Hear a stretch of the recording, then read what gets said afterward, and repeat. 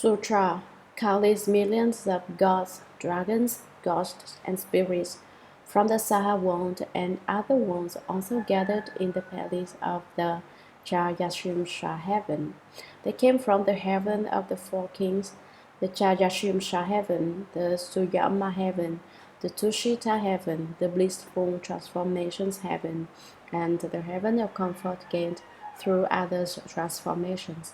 They came from the heaven of the multitudes of Brahma, the heaven of the ministers of Brahma, the heaven of the great Brahma Lord, the heaven of lesser light, the heaven of limitless light, the heaven of light sound, the heaven of lesser purity, the heaven of limitless purity, and the heaven of universal purity. Commentary. Earlier, the Buddha emitted limitless clouds of great light and proclaimed various kinds of Dharma, sound, so that living beings return away from confusion and return to enlightenment, forsake deviance and return to the proper. Now there is this Saha world. Saha is a Sanskrit word for bearing patience or extreme suffering, which is in contrast to the Western land of ultimate bliss. The world in the West is extremely blissful, while this world of ours is extremely painful. This is also called bearing patience, because living beings can bear to be patient with this kind of pain. Countless millions of gods, dragons, ghosts, and spirits from the Saha world and lands in other worlds, as opposed to the Saha world, also gathered in the palace of the Trayastrimsha Heaven, the palace of the heaven of 33. They came from the heaven of the four kings. The four kings are also called the four kings who protect the world. The heaven of the four kings is situated in the center of Mount Sumeru. The Trayastrimsha Heaven is at the top of Mount Sumeru. Each of the four directions of this heaven has a heavenly king. The heavenly king in the east is the heavenly king who upholds nations. The heavenly king in the south is the heavenly king of growth. The heavenly king in the west is the heavenly king huge eyes, while the heavenly king in the north is the heavenly king of erudition. Beings in the heavens, where the four great heavenly kings reside, enjoy a 500-year life, of which 1 day and 1 night is equivalent to 50 years on earth. The heaven of the four kings is closest to us. They watch over to see who are doing good or evil in the human realm. This is the heaven of the four kings. The Trayastrimsha Heaven, we have already explained earlier that the Sanskrit word Trayastrimsha means the heaven of the 33. The Lord of the heaven of the 33 is also called capable of being God. The Shuragama Heaven is a place where neither sunlight or moonlight reaches. So, is it a dark place? No, all the beings in the Shuragama Heaven radiate a light from their bodies, so they do not need sunlight or moonlight. How come this heaven is called the Shuragama Heaven? Shuragama is again a Sanskrit word that means fine divisions of time, because this heaven is so high that neither sunlight nor moonlight can reach it. So they tell time by the blooming and closing the lotuses. It is day when the lotuses bloom and night when the lotuses shut. The length of life in the Tushita Heaven is 1,000 years, of which 1 day and night is equivalent to 100 years on earth. The length of life in the Shuragama Heaven is 1,500 years, and the height of beings there is 1.5 miles. Heavenly beings in the Trayastrimsha Heaven are 1 mile in height, and beings in the heaven of the four kings are half a mile in height. The length of life increases by 500 years, and the height of beings increases by half a mile for every layer of heaven. The higher the heaven, the longer the life of beings is there. The Tushita Heaven. This is also Sanskrit and means contentment. This is the heaven of contentment. There are inner and outer courts in the Tushita Heaven.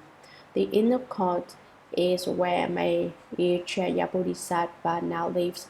The outer court is where most heavenly beings dwell. The three forms of disasters cannot reach the inner court of the Tushita Heaven, but the outer court of the Tushita Heaven will be destroyed by the three forms of disasters. The blissful transformations heaven enjoys a happiness that comes forth transformationally, and the heaven of comfort gained through others' transformations. Joy in this heaven comes forth transformationally from other heavenly beings. They transfer the joys of other heavens to this heaven with their spiritual powers. Heavenly demons, not real spirits or gods, live in the heaven of comfort gained through others' transformations. They are both other six desire heavens, the heaven of the four kings, the Trayastrimsha Heaven, the Shuragama Heaven, the Tushita Heaven, the blissful transformations heaven, the heaven of comfort gained through others' transformations. Why are these heavens the six heavens of desire? Heavenly beings still have lust and impure thoughts. When I was lecturing on the Shuragama Sutra during the summer, I talked about these six desire heavens already. I believe none of you enjoyed it, so you returned it to me, so I'm giving it to you again now. The beings of the six desire heavens have lust. Beings in the heaven of four kings and Trayastrimsha Heaven engage in lust similar to human beings. How come? They all have a physical form. The beings in the heaven of four kings and the Trayastrimsha Heaven also marry. They are couples and father and son relationships. What size is a newborn in a heaven of four kings? The same size as a 5-year-old in the human realm. And in the Trayastrimsha Heaven, the same size as a 7-year-old in the human realm. A newborn in the Shuragama Heaven is the same size as a 10-year-old in the human realm. Newborns in this size come out and sit on the knees of heavenly beings. Once they are born, they wait to eat a kind of natural celestial dew that forms spontaneously. After they are done, they become the size of heavenly beings, which is a half a mile in height and 500 years in the length of life. This is the heaven of four kings. As it is said, the heaven of four kings and the Trayastrimsha Heaven engage in desire through embrace. Sexual activity in the heaven of the four kings and the Trayastrimsha Heaven is the same as the human realm. Shuragama through hand holding and Tushita through smiling. Sexual activity between men and women in the Shuragama Heaven occurs simply by holding hands, the same way Westerners greet each other by shaking hands, for example. This gesture is enough to count as sexual activity between couples in the heavens. This is the Shuragama Heaven. And the Tushita Heaven, men and women engage in sexual activity just by smiling at each other. Heavenly beings of that place do not smile usually. Why? Their emotional desire is very light, nearly none. In the six desire heavens, the higher the heaven, the lighter the desire. How come we people have to eliminate desire and cut off love as we cultivate? Why do we want to be free of thoughts of desire? It is because the more thoughts of desire we have, the more delusions we have. The fewer thoughts of desire, the more wisdom we develop. Thoughts of desire belong to the evil world of 5 turbidities. What are turbidities? Thoughts of desire are most turbid and unclean. Desire in the heaven of the four kings is the same as emotions and desires in the human realm. Compare the Trayastrimsha Heaven to the heaven of the four kings. It is still lighter, hence lust only requires shaking hands. Shuragama through hand-holding and Buddhism through smiling. I have already talked about this during the summer. Let me explain it again. If I do not, you all forget. The heaven of four kings and the Trayastrimsha Heaven engage in desire through embrace, Shuragama through hand-holding, and Buddhism through smiling, bliss from transformations through long stares, and bliss from others through glances. These are the joys of desire in the six heavens. They just smile at each other in the Tushita heaven. We people think smiling is a good thing. Smiling is not good. There is desire in smiles. When you get to the heaven of Shuragama, people wish to cultivate and work hard. Very few people shake hands. Shaking hands is equivalent to sexual activity between couples. In the Tushita heaven, this consists of smiling at each other. In the heaven of bliss from transformations, this consists of long stares between men and women. Long, maybe 1 minute or 5 minutes. They just look at each other for as long as 1 or 2 minutes. In the bliss of others' transformations, a quick glance will do it. No need to look long. This is the way sexual behavior between men and women work in the six desire heavens. The higher the heaven, the lighter the desire is. If your desires were heavy, you would not become born in the heavens either. When you are in those heavens, you do not have much desire. This is the joy from desire in the sixth desire heavens. There are 3 heavens in the first dhyana, 3 heavens in the second dhyana, the 3 heavens in the third dhyana. The 3 heavens of the first dhyana are the heaven of the Brahma Mantitus, the heaven of the ministers of Brahma, and the great Brahma heaven. They came from the heaven of the Mantitus of Brahma. What is Brahma? Brahma means purity. Thoughts of desire in the first dhyana heaven are even lighter, so it is said to be Brahma. The Brahma Mantitus heaven refers to how all the heavenly beings living there are all pure. These are the heavenly citizens of the Brahma heaven. The heaven of the ministers of Brahma. These are ministers in the heavens who came to their positions because of purity. They assisted the great Brahma Lord. The heaven of the great Brahma Lord is where the great Brahma Lord lives. He is someone who works very hard at his cultivation, but he only knows to cultivate heavenly blessings and has not become enlightened or certified to the fruition. After cultivating to a point, he became born in the heavens and became a great Brahma Lord. The great Brahma Lord has the multitudes of Brahmas and the Brahma ministers supporting him. These are the 3 heavens of the first dhyana.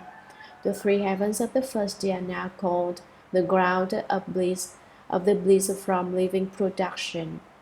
Leaving the cycle of birth and death behind, it is quite a delightful place.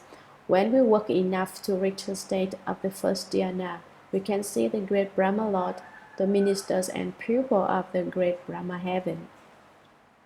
When you reach the first dhyana heavens, your pulse stops as you meditate. For most of us, we are dead if our pulse quits. You are in this state where your pulse and blood flow stop because your inherent nature has reached the first dhyana heavens. This is not because you are dead, but because you entered the first dhyana samadhi. This may occur for an hour, 2 hours, 3 hours, 5 hours, or a day, 2 days, 3 days, 5 days, 10 days, 20 days. Although your pulse does not move, the body does not deteriorate. For most of us average people after death, our corpse begins to stink after 7 days. If you can work hard so that you reach this state, then your body will not deteriorate no matter how long you are in samadhi. This is about the 3 heavens of the first dhyana.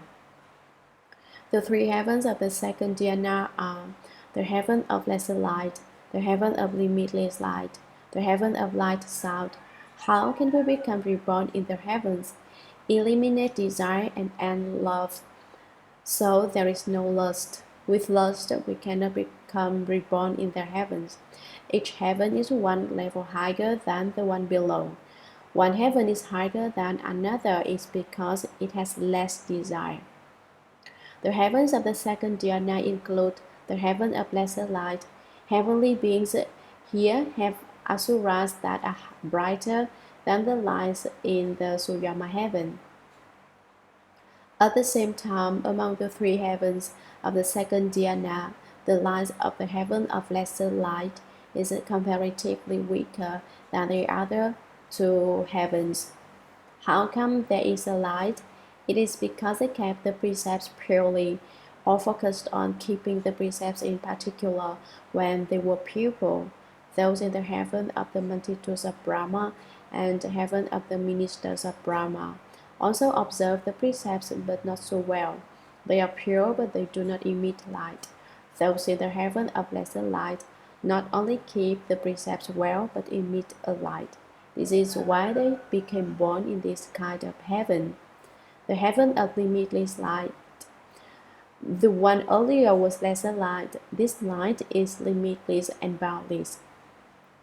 Above the heaven of limitless light is the heaven of light sound. How do heavenly beings in the heaven of light sound speak? They speak with light.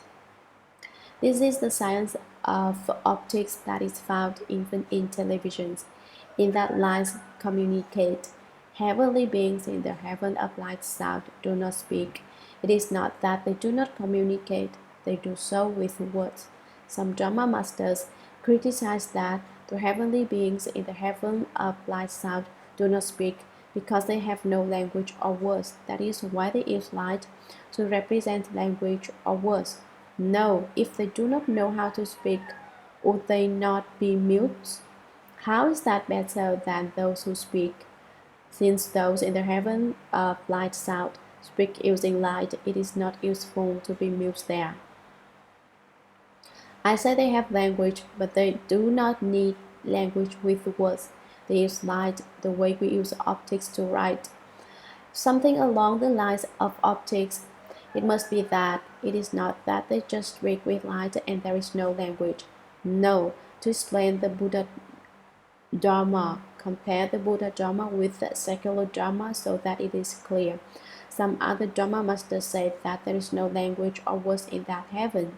Calling heavenly beings in the heavenly light sound muse really shows how these Dharma masters do not understand. This is the second dhyana heavens. People who meditate and reach the samadhi of the second dhyana heaven, the ground of joy from samadhi, experience a state. What is that? Their breaths stop. This is the state of the second dhyana heaven. Having reached the state of the second dhyana heaven does not mean your skills are most terrific. People who work hard ask yourselves now, have you reached this level? Does your pulse stop? Does your breathing quit during meditation? No. If not, then work hard. If you do not, then you cannot become liberated from birth and death. There is no more birth and death at the first dhyana heaven or the second dhyana heaven. Hard work does not mean experiencing some minor states such as a vision of Dharma protecting bodhisattvas or some others. Even if we see light during meditation, the state is still insignificant. Do not be attached. Perhaps during meditation, you begin to swing back and forth without wishing to. You do not want to move, but you do. When you do move, you cannot make it stop even if you want to. These are the 6 forms of earthquake at work, signs of the 6 senses. This is not real skill, so keep moving ahead and strive hard. Until you reach the stage of the first dhyana and the second dhyana, you cannot be lazy. Lazy and you cannot end birth and death, which makes your future quite dangerous. It is not easy to become a monk. Lazy for one day, you dig into the house. If you do not want to go to the house, then work a bit harder. You say, I feel uncomfortable as soon as I start to apply myself. It is really uncomfortable. The houses are even more uncomfortable. If you want comfort now, you will be uncomfortable in the future. If you do some hard work now, you will be comfortable in the future. Count this up, and who knows how long you will be in the house. There is no living the unintermittent house where you suffer there all day. Why does someone end up suffering there? It is because one was very lazy as a novice. One did not work hard and did not study the Buddha Dharma, so he suffers. One can hardly be at ease in the house. The heaven of lesser purity, the heaven of limitless purity, and the heaven of universal purity. These are the heavens of the third dhyana. The first dhyana is called the ground of bliss from living production. The second dhyana is called the ground of bliss from samadhi, and the third dhyana is called the ground of wonderful bliss from living joy. In the first dhyana, the pulse stops. In the second dhyana, the breath stops. And in the third dhyana, thoughts stop. Although the heaven of the multitudes of Brahma, the heaven of the ministers of Brahma, and the great Brahma heaven of the first dhyana heavens are already pure, but there is no light yet. Not only no light, but the lights are very dim. Of the second dhyana heavens, there is light that is more pure than pure. There is another crude analogy that compares this to the floor. The heaven of the multitudes of Brahma, the heaven of the ministers of Brahma, and the great Brahma heaven are like the floor that has been swept once, but not yet waxed. Without wax, there is no shine.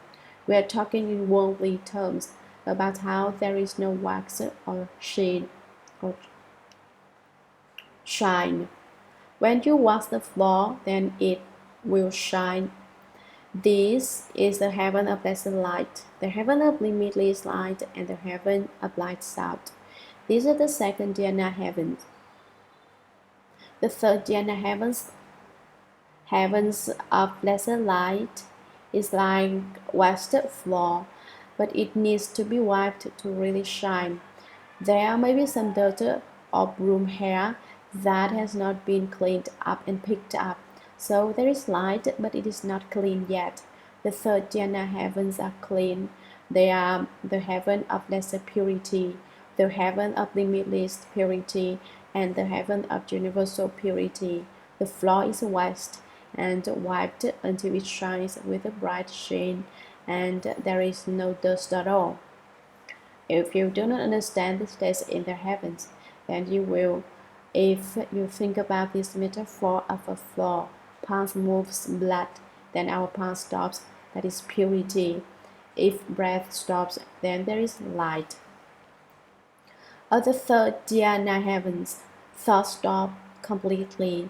Although the pulse stops at the first dhyana heavens, but there is still this thought. At the second dhyana heavens, this thought did not end either. At the third dhyana heavens, this thought stopped. He will not let one thought occur and another thought develop. That thought occurs and this thought develops.